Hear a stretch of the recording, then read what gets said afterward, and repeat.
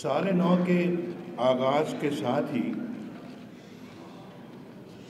امریکی صدر Donald Trump کی طرف سے ایک غیر سنجیدہ ٹویٹ کا جاری ہونا افسوسناک ہے۔ کسی ریاستی سربراہ کو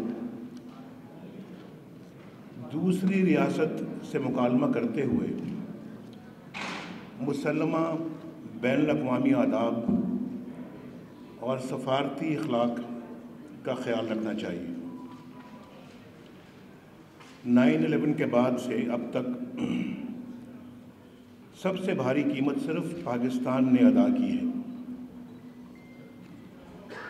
کسی دوسرے ملک کا اتنا جانی اور مالی نقصان نہیں ہوا جتنا پاکستان کا ہوا ہے،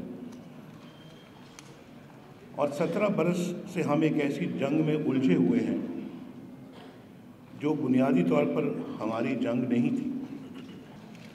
امریکی صدر کو یہ معلوم ہونا چاہیے کہ 2013 میں اقتدار میں آتے ہی ہم نے یعنی PML کی حکومت نے دہشت گردی کے خاتمے کے لیے کس بھرپور عزم کا اظہار کیا، اور حکومت کی اسی پولیٹیکل ول کے نتیجے میں ضرب عزم کا آغاز ہوا۔ آج اللہ کے فضل و کرم سے دہشت گردی کی کمر توڑ دی گئی ہے، اور جو بچے کچے عناصر ہیں وہ بھی جلد کیفر کردار کو پہنچ جائیں گے، اور ہمیں امداد کے تانے نہ دیے جائیں۔ کولیشن سپورٹ فنڈ کو امداد یا خیرات کا نام نہ دیا جائے، اور ہمیں ایسے فنڈ کی حاجت بھی نہیں۔ آپ کو احسان جتانے کی بجائے ہم سے کسی سپورٹ کا تقاضا بھی نہیں کرنا چاہیے۔